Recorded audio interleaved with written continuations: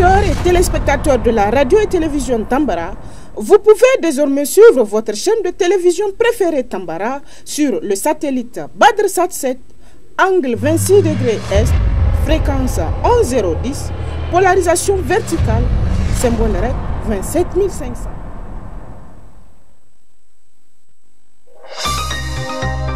Suivez le journal avec STM Transport Voyageurs, une nouvelle façon de voyager.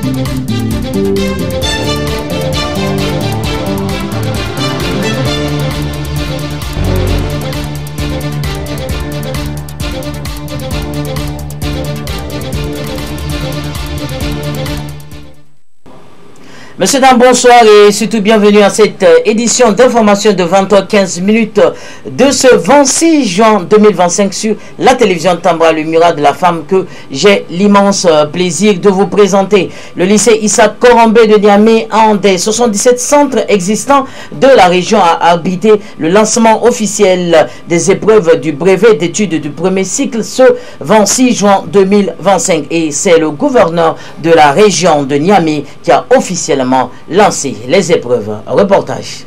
Ils ont attendu 4 années au collège, 4 ans de travail acharné et de révision.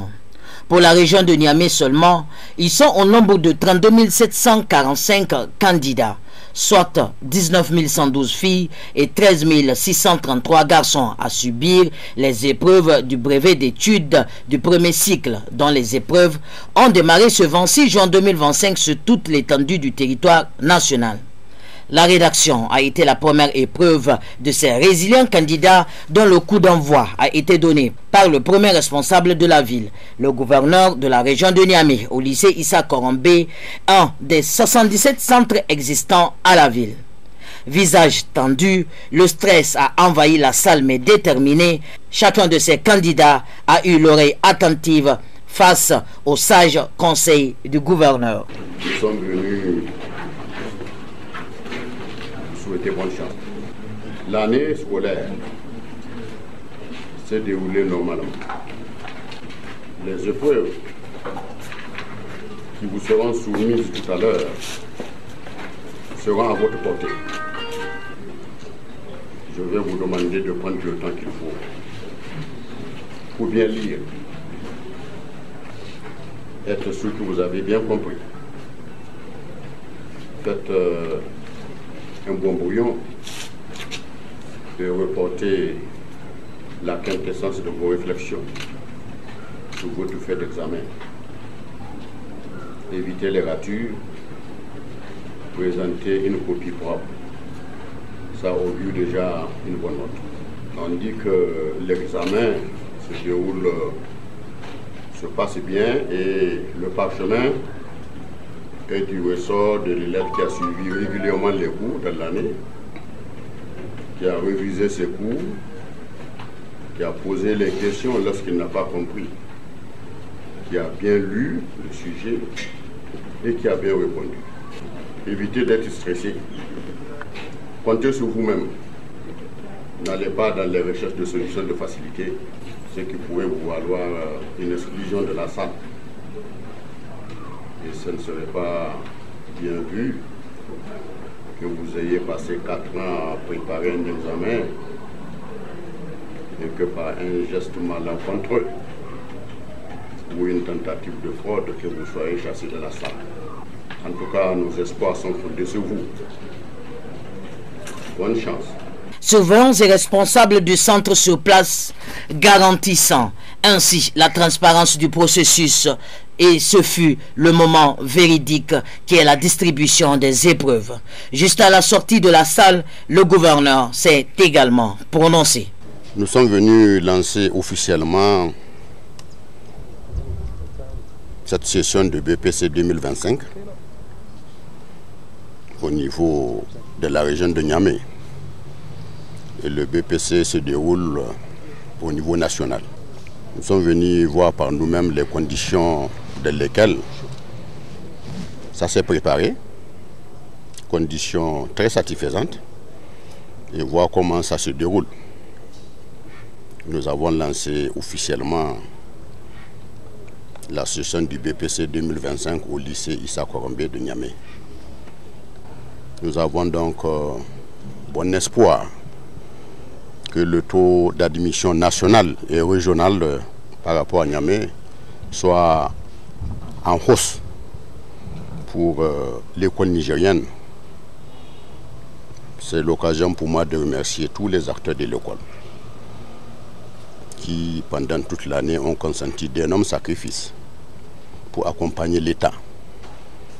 Et aujourd'hui, nos enfants sont en train de passer l'examen. Nous leur avons donné les conseils pour qu'ils aient le parchemin derrière lequel ils courent depuis la 6e et que le taux national soit bien au-delà de la moyenne de l'année passée. Cela va leur ouvrir les voies, n'est-ce pas, les portes du lycée. Nous saluons donc les partenaires de l'école qui nous ont également accompagnés. La refondation, c'est surtout un changement de mentalité. Et le changement de mentalité, surtout pour la jeunesse, c'est d'abord de s'éloigner des comportements de recherche de facilité. Les dispositions sont prises par l'État pour que les enfants comptent sur eux-mêmes d'abord, pour éviter la fraude. Parce que vous savez, si vous fraudez, dans tous les cas, vous n'avez pas le niveau, vous trichez, arrivé au lycée, on saura. Vous serez rattrapé par votre tricherie. Mais l'État a pris des moyens pour empêcher la fraude. Et nous pensons que cela sera fait.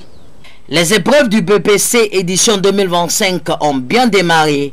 Le calme, la détermination et le sérieux ont prévalu face à cette étape importante de leur parcours scolaire. À présent, place aux résultats qui seront connus dans les jours à venir. Dosso également a démarré les épreuves du BEPC session 2025. Le gouverneur de la région était en cette matinée de Vancy, jouant pour lancer de façon officielle le début des épreuves. Reportage. S'agissant de Dosso, ce 26 juin 2025, c'est le gouverneur de la région, le colonel-major Alassane, qui a présidé le lancement officiel du brevet d'études du premier cycle BEPC session 2025 au CEG2 de Dosso. La cérémonie a vu la participation des autorités administratives, des représentants du ministère de l'Éducation nationale, le directeur régional de l'Éducation nationale, les forces de défense et de sécurité. Le gouverneur de la région de Dosso, le colonel-major Bana Alassane, a dans son allocution prodigué des sages conseils aux candidats du BEPC session 2025. Quant au directeur régional de l'éducation nationale, il a affirmé que toutes les mesures nécessaires ont été prises par l'État pour le bon déroulement de ces épreuves. Notons que la région de Dosso compte cette année 16 497 candidats, dont 8 187 garçons et 8 310 filles repartis dans 46 centres d'examen que compte la région. Parlons toujours des épreuves du brevet d'études du premier degré. Tawa a également lancé officiellement ce jour, 26 juin 2025, nos correspondants de la région pour le compte-rendu. Suivez plutôt.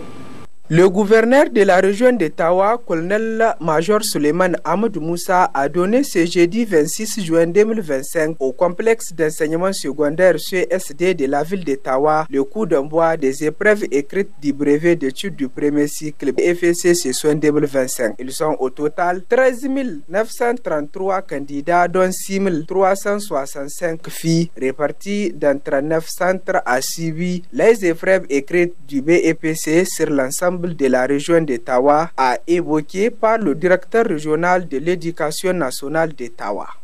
Sur l'ensemble de la région, nous avons 13 933 candidats aujourd'hui qui sont dans les salles.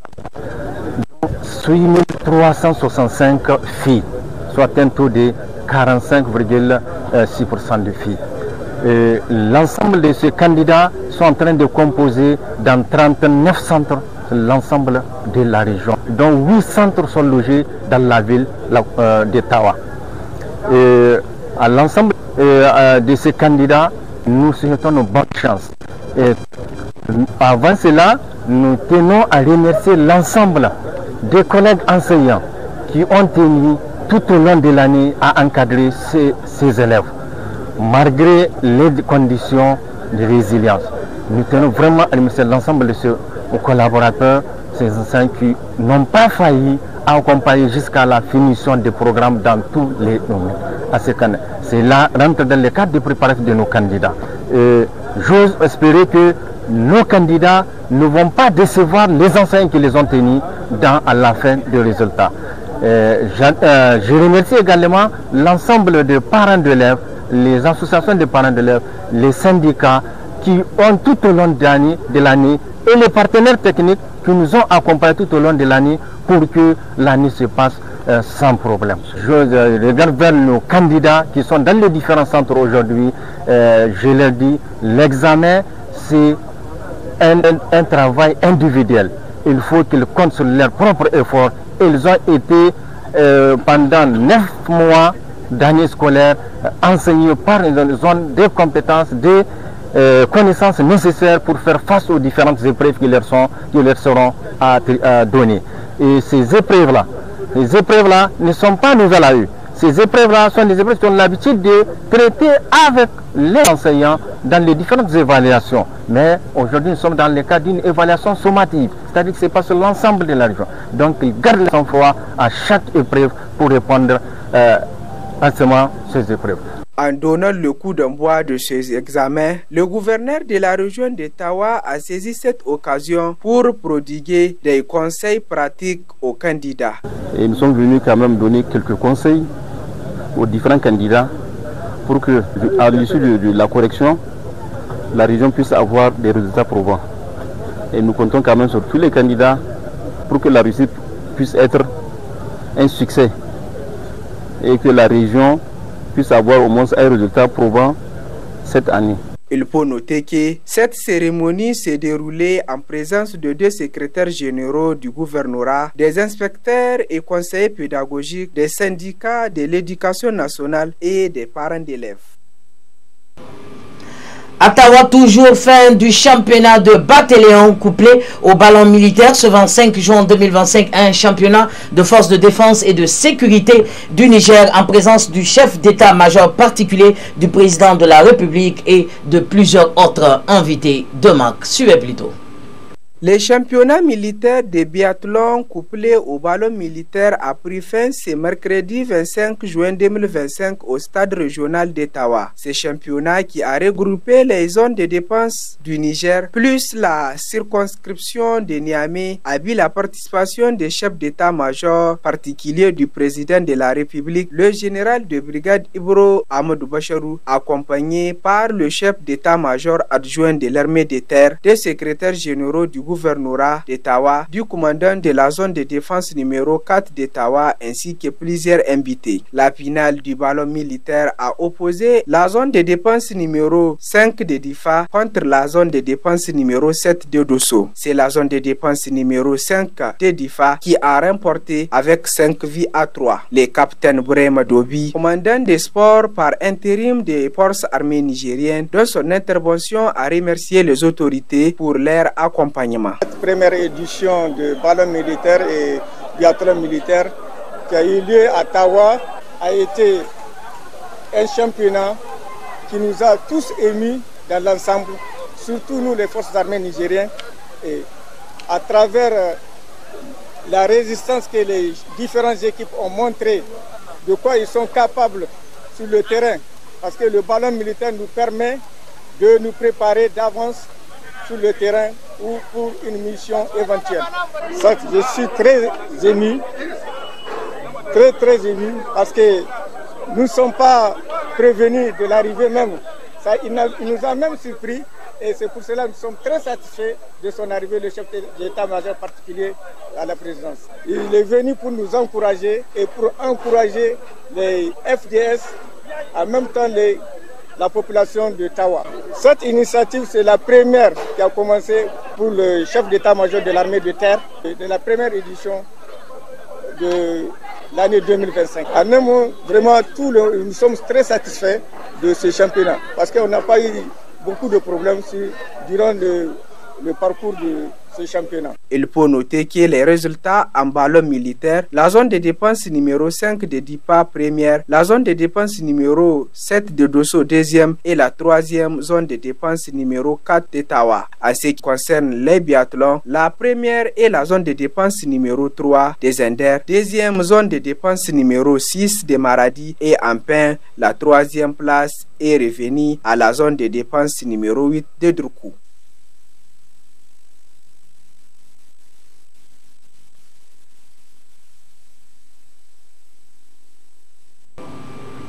Au cœur d'un contexte marqué par des défis socio-économiques et sécuritaires, l'Union des scolaires nigériens affirme son engagement aux côtés de ses militants et de la population nigérienne. Dans une déclaration rendue publique ce 25 juin 2025, le comité directeur de l'USN aborde plusieurs sujets d'intérêt national. Les détails avec le secrétaire général que je vous invite à suivre d'ailleurs. Au plan national, nous tenons à saluer avec vigueur et espoir la décision historique prise par l'État nigérien, à savoir la nationalisation de la société des mines de l'Aïr, Somaïr et d'autres sociétés stratégiques. Cette orientation courageuse, patriotique et assumée constitue un tournant décisif dans la lutte pour la souveraineté économique de notre pays. En récupérant la pleine maîtrise de ses ressources naturelles, le Niger affirme enfin son droit légitime à disposer de lui-même. Cette décision permettra à terme de renforcer une économie nationale encore fragile, de créer de la valeur ajoutée sur place et de garantir aux générations actuelles et futures une gestion équitable et transparente de nos richesses naturelles. Mais notre joie ne saurait occulter les douleurs persistantes que vit une partie de notre peuple. En effet, la société nigérienne vit la situation sécuritaire préoccupante dans plusieurs zones du pays. Malgré les efforts colossaux engagés par l'État et les multiples sacrifices de nos forces de défense et de sécurité, nos populations rurales continuent de vivre dans la peur et l'angoisse, particulièrement dans la région de Tillabéri. Des villages sont encore la cible d'attaques lâches, des écoles fermées, les enseignants fuient leurs lieux de travail. C'est pourquoi l'Union des scolaires nigériens salue le courage héroïque de nos forces de défense et de sécurité qui risquent chaque fois leur vie pour protéger et défendre la patrie. Rend hommage aux victimes civiles et militaires de cette guerre asymétrique imposée à notre peuple. Appelle l'État à redoubler d'efforts, non seulement pour la riposte militaire, mais aussi pour une politique de développement intégrée dans les zones affectées, seule solution capable de couper l'herbe sous les pieds aux semeurs des troubles et des chaos. Chers camarades, en cette période de l'année où les premières pluies commencent à tomber, nous interpellons l'État sur l'urgence de mettre en place un dispositif efficace de prévention et de gestion des inondations, car la campagne hivernale 2024 a laissé un goût amer dans nos mémoires, des dizaines de morts, des familles sans abri, des infrastructures effondrées. Il est impératif de ne plus revivre ces drames inévitables. Aussi, l'Union des scolaires nigériens salue la signature par le président de la République, son Excellence le général d'armée Abdourahmane Tchani, du décret convoquant la première session du Conseil consultatif de la refondation prévue le samedi 28 juin prochain. Pour l'Union des scolaires nigériens, ce rendez-vous ne doit pas être un simple cérémonial. Il doit marquer le début d'un nouveau contrat social où la jeunesse, l'éducation, la justice sociale et la souveraineté populaire ne sauraient être relégués à la marge des priorités nationales. Par ailleurs, le comité directeur de l'ISN appelle solennellement les responsables en charge de l'organisation des examens et concours de fin d'année à prendre toutes les dispositions pour garantir des épreuves transparentes, équitables et bien organisées. Car très souvent, nos camarades candidats sont confrontés à des fautes graves dans les sujets, à des retards, à des improvisations désolantes. Cela n'est pas digne d'un système éducatif qui se veut sérieux et crédible. Pour sa part, l'Union des scolaires nigériens a travaillé sans relâche à maintenir la stabilité en cours de l'année académique, en réduisant au maximum les suspensions de cours et les cas de célite afin de préserver la continuité pédagogique et de garantir les meilleures conditions possibles de réussite pour nos camarades. Cela reste une méthode qui ne restera pas comme un principe, car la stabilité ne doit pas aussi être un prétexte à l'inaction.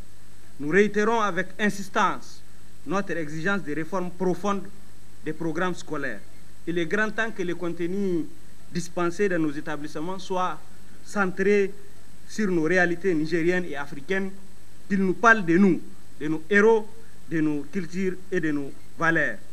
À ce titre, l'Union des scolaires nigériens propose la mise en place d'un comité national pluridisciplinaire chargé de conduire cette réforme dans une démarche à la fois scientifique, pédagogique et culturelle. En plus, le comité directeur de l'Union des scolaires nigériens exige l'organisation rapide et bien coordonnée du transport des étudiants des universités publiques pour les grandes vacances académiques à venir. Demande la création au sein du ministère de l'enseignement professionnel et technique d'une institution spécialisée chargée de la fabrication des tables-bancs scolaires dans une optique de formation pratique des élèves et de résolution définitive des déficits de mobilier. Exige le paiement immédiat et sans condition des arriérés des frais de formation des étudiants nigériens, notamment ceux à l'intérieur et à l'extérieur, ainsi que leur MCO. Exige le paiement des pécules et allocations scolaires avant les vacances. Exige l'accélération des paiements des bourses des étudiants nigériens à l'extérieur qui souffrent de l'attente interminable pour la satisfaction de leurs droits. Demande au gouvernement nigérien l'accélération des procédures de commande de bus neufs de transport pour les universités publiques du Niger. Exige la construction d'une grande bibliothèque digne de ce nom à l'université Abdou Moumouni de Niamey. Saluons la reprise des Jeux universitaires par le ministère en charge de l'enseignement supérieur et de la recherche et demande au comité national mis en place à cet effet, chargé de l'organisation des Jeux universitaires à Zender du 30 juin au 6 juillet 2025, de bien vouloir promouvoir le fair play, la discipline, la cohésion sociale et les mérites, gage d'une meilleure réussite de l'événement. Informe les camarades de la tenue prochaine du championnat national des scolaires nigériens qui aura lieu du 16 au 21 juillet à Maradi et souhaitons une meilleure organisation, gage de réussite de cette grande rencontre sportive nationale des scolaires nigériens. Le comité directeur de l'Union des scolaires nigériens vous informe de la tenue à Niamey du 23 au 26 juillet 2025 de la 8e édition de la Semaine nationale des scolaires nigériens. Ce grand rendez-vous des scolaires nigériens sera l'occasion de promouvoir les valeurs et idéaux de la structure, notamment à travers l'organisation des activités diverses au bénéfice des scolaires nigériens de toutes les régions et de la diaspora. Le comité directeur de l'Union des scolaires nigériens souhaite bonne chance à toutes les camarades et à tous les camarades candidats aux différents examens et par la même occasion souhaite une bonne campagne hivernale féconde à nos concitoyens cultivateurs. Que cette campagne hivernale nous apporte paix, prospérité et abondance. Enfin, le comité directeur de l'Union des scolaires nigériens exprime de manière claire qu'il reste le porte-flambeau des sans-voix. Il défendra une école publique forte, souveraine et ancrée dans nos réalités de tous les temps. L'Union des scolaires nigériens est et demeurera le bouclier des scolaires nigériens, le porte-flambeau de leur espoir et le levain de leur émancipation. Vive l'Union des scolaires nigériens, la patrie ou la mort, nous vaincrons.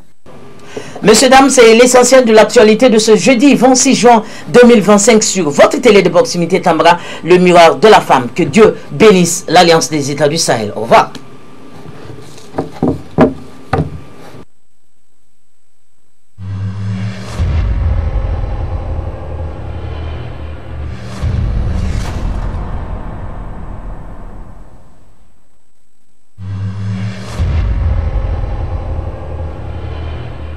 Chers auditeurs et téléspectateurs de la radio et télévision Tambara, vous pouvez désormais suivre votre chaîne de télévision préférée Tambara sur le satellite BadrSat 7, angle 26 degrés Est, fréquence 11010, polarisation verticale, symbole REC 27500.